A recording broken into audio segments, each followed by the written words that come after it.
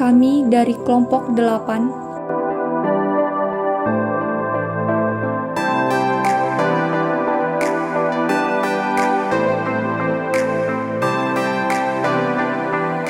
dengan anggota yang pertama Lutfi Janatin dengan NIM C1 yang kedua Hasanatul Fani dengan NIM C1 yang ketiga ada Geva Mefta Putri dengan NIM C1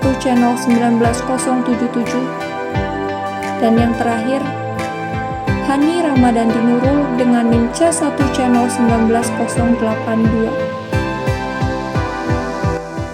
Di sini kami akan membahas tentang kasus organisasional structure and control pada PT Indofood.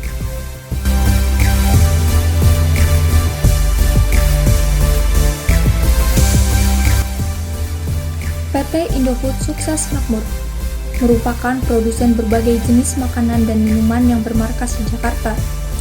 Perusahaan ini didirikan pada tahun 1990.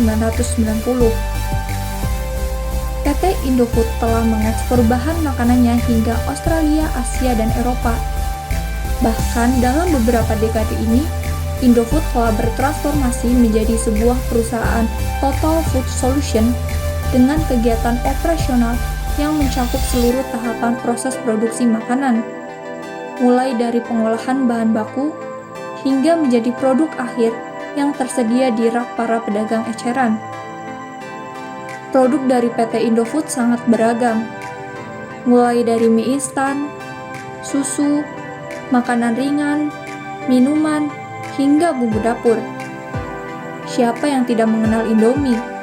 Mie instan yang telah menjadi favorit masyarakat Indonesia. Keberhasilan tersebut menjadikan PT Indofood sebagai perusahaan raksasa di Indonesia. Dan dengan adanya sistem produksi yang terintegrasi, PT Indofood juga dapat dengan mudah menguasai pasar dan tidak tergantung terhadap pemasok karena memiliki bahan baku sendiri.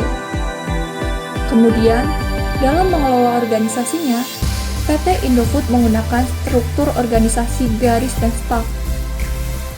Dalam struktur ini terdapat dua kelompok orang-orang yang berpengaruh dalam menjalankan organisasi, yaitu yang pertama, orang yang melakukan tugas pokok organisasi dalam rangka pencapaian tujuan yang digambarkan dengan garis, di mana bawahan hanya mengenal satu atasan sebagai sumber kewenangan yang memberikan komando dan hubungan antara atasan dan bawahan bersifat langsung melalui garis wewenang. Kemudian yang kedua, orang yang melaksanakan tugasnya berdasarkan keahlian yang dimilikinya. Orang ini berfungsi untuk memberikan saran-saran kepada unit operasional atau sering disebut sebagai staf.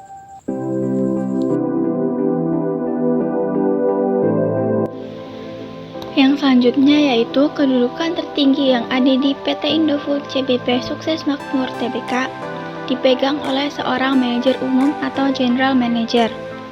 Manajer umum mempunyai wewenang tertinggi yang ada di perusahaan dan bertanggung jawab atas berlangsungnya segala kegiatan perusahaan yang meliputi memimpin, mengatur, membimbing, dan mengarahkan organisasi perusahaan.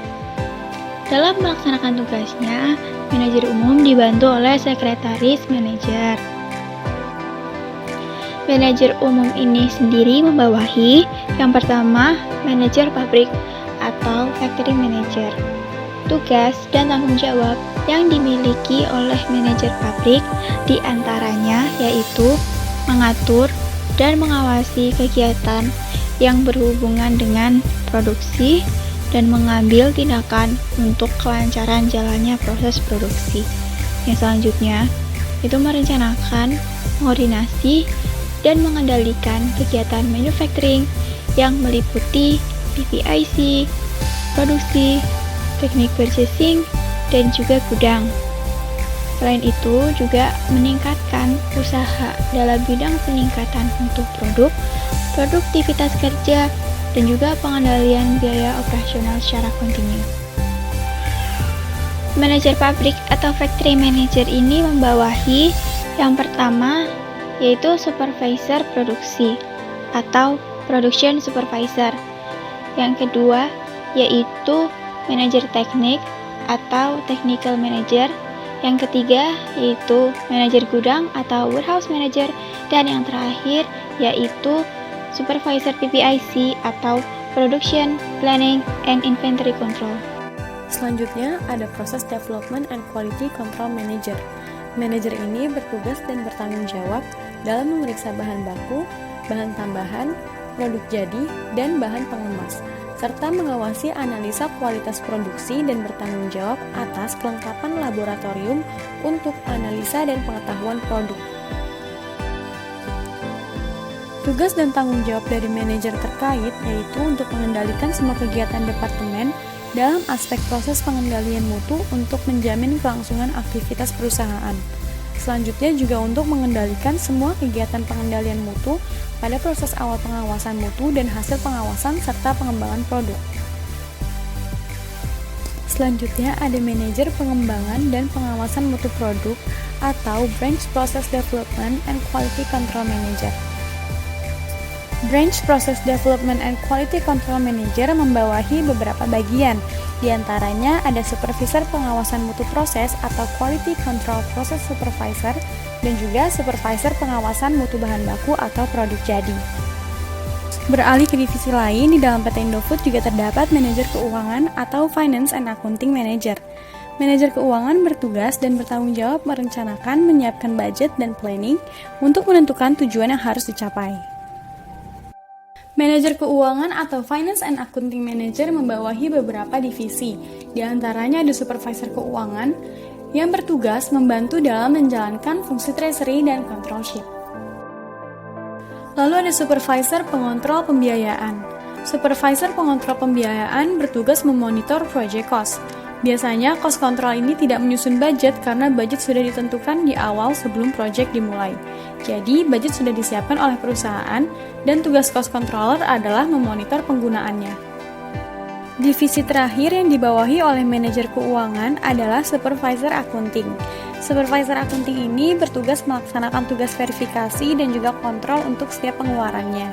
Juga mengkoordinir setiap kegiatan pencatatan transaksi perusahaan secara up to date dan melaksanakan pembayaran pajak dan laporan pajak sesuai ketentuan pemerintah.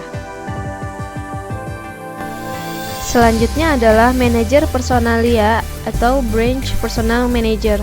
Manajer personalia memiliki fungsi merencanakan, mengkoordinir, mengarahkan, dan mengendalikan kegiatan kepersonaliaan yang meliputi hubungan industrial, administrasi kepegawaian, keamanan, kehumasan, dan pelayanan umum untuk mendukung proses pencapaian tujuan perusahaan, baik jangka pendek maupun jangka panjang. Selain itu, manajer personalia memiliki tugas dan tanggung jawab menciptakan hubungan industrial yang harmonis untuk mencapai ketenangan industrial di lingkungan perusahaan. Manajer personalia membawahi pertama, supervisor hubungan industri atau industrial relation supervisor. Supervisor ini bertugas membantu atasan dalam perencanaan, mengkoordinir, dan melaksanakan kegiatan hubungan industrial untuk mencapai tingkat ketenangan industrial yang optimal. Selanjutnya, supervisor administrasi dan gaji atau administration and wages supervisor. Supervisor ini bertugas membantu atasan dalam perencanaan, mengkoordinasi, dan melaksanakan kegiatan administrasi kepegawaian dan pengupahan atau jaminan sosial sesuai dengan ketentuan yang berlaku. Lalu, supervisor jasa dan layanan umum atau general affair and service supervisor. Supervisor ini bertugas membantu atasan dalam perencanaan, pengkoordinasian, dan pelaksanaan kegiatan pelayanan umum, pelayanan khusus, dan perizinan perusahaan sesuai ketentuan. Selanjutnya adalah supervisor keamanan atau security supervisor. Supervisor ini bertugas membantu atasan dalam perencanaan, mengkoordinasi, dan melaksanakan kegiatan pengamanan, penertiban pabrik, serta lingkungan agar mencapai tingkat ketenangan yang optimal. Lalu, supervisor hubungan publik atau public relation supervisor. Supervisor ini bertugas dalam menumbuhkan dan mengembangkan hubungan baik antara perusahaan dengan publiknya. Hubungan baik dengan publik ini ditujukan dalam rangka menanamkan pengertian, menumbuhkan motivasi, dan mendorong publik untuk berpartisipasi dalam menciptakan iklim pendapat atau opini yang menguntungkan perusahaan. Yang terakhir dalam struktur organisasi ini adalah Purchasing Officer. Purchasing memiliki tugas dan wewenang dalam menetapkan dan memelihara prosedur pembelian untuk mengendalikan aktivitas pembelian, mengesahkan dokumen pembelian sebelum dokumen dikirim ke pemasok, dan memilih serta mengevaluasi pemasok yang telah ditetapkan. Sekian dari kelompok kami, kurang lebihnya mohon maaf. Jangan lupa like, komen, dan subscribe. Tunggu video kita selanjutnya ya. Wassalamualaikum warahmatullahi wabarakatuh.